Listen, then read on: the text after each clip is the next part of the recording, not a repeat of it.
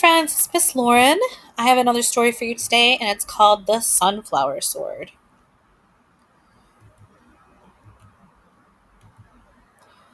Once there was a land filled with fire and smoke and endless fighting, where knights fought dragons and dragons fought knights, and that was the way it had always been.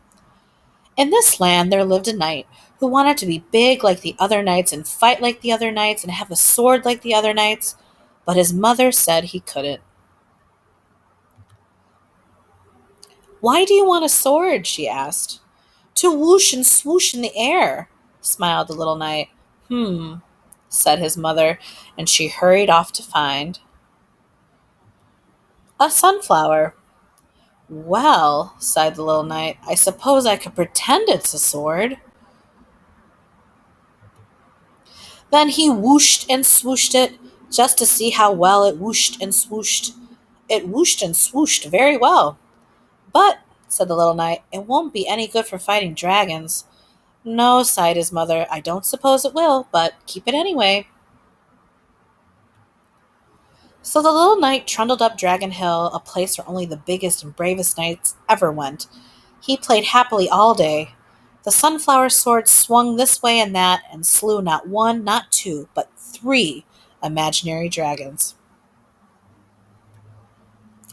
Suddenly the air crackled with heat, smoke billowed all around, and there stood something full of fire and flame and a fight to be.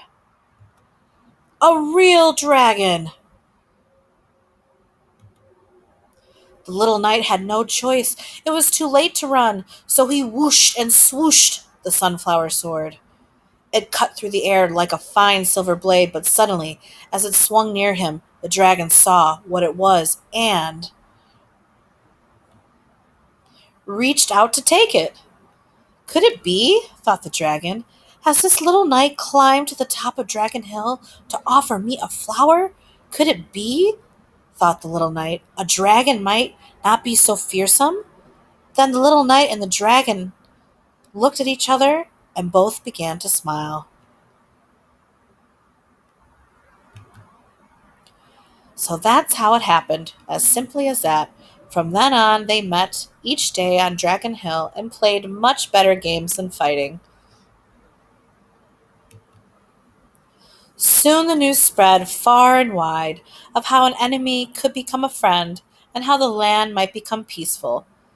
So that day, the knights laid down their swords, climbed to the top of Dragon Hill, and waited, while the little knight's mother looked on and smiled. The end. I hope my friends enjoyed the story today. Till